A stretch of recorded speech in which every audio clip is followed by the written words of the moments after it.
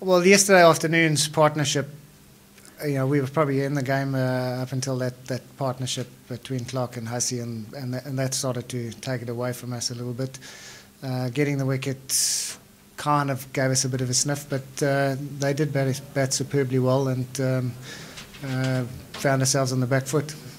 Do you have any reason why, can you think of any reason why Mark Hussey has such an outstanding record against Sri Lanka? Because he's a bloody good player.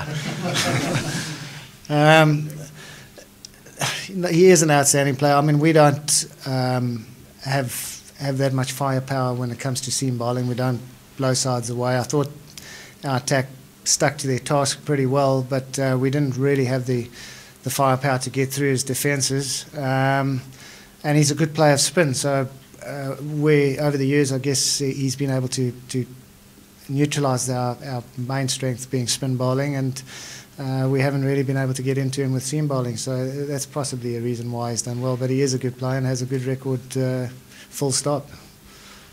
Bernie, amongst boys longevity, I mean, I guess Ricky at 37 started to, was on the wane a little bit, but might just keep scoring runs at a similar age. Is it amazing what he's been able to do?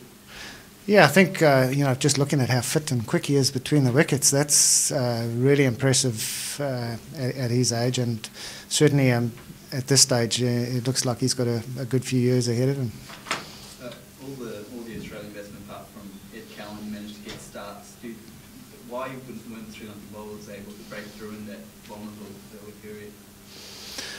Like I said, we haven't got the kind of attack that just really blows batsmen away. We have to stick to our processes and work hard, and obviously Mahala's pretty sharp tactically and try and work on plans. But with that sort of game plan and that sort of attack, it sometimes takes a little longer to happen. So obviously we wanted to try and break partnerships and get perhaps a couple of wickets in a row quickly, but it just wasn't to be. Just going on your comments there about your seam attack, and obviously you've got a gun spinner there. Is this test the hardest of the three tests in terms of how it suits your attack? Well, the record suggests that it is toughest for Ringana Herath to really have an impact here. So probably at the other two venues he should come into the game a whole lot more, which certainly would give us more of a shot. I'm also very hopeful that our seamers are improving all the time. Shaminda Aranga, I thought, bowled very well for a man who's only played a couple of tests, and he showed good pace and perhaps was a bit nervous at the start, but settled in and bowled some very good areas as well. So excited to see how he's come through, even though we only managed to get 5 wickets. He's given us something to be positive about, and it will take an effort from a seam unit. It's not just going to be one bowler or an individual that's really going to set it up for us. So hopefully everybody's improved a bit and learnt a bit, and it's going to be important that the seamers do support Ringana Herath at the other venues as well. Is Herath's lack of wickets make Nathan Lyons even harder to take on the last ball?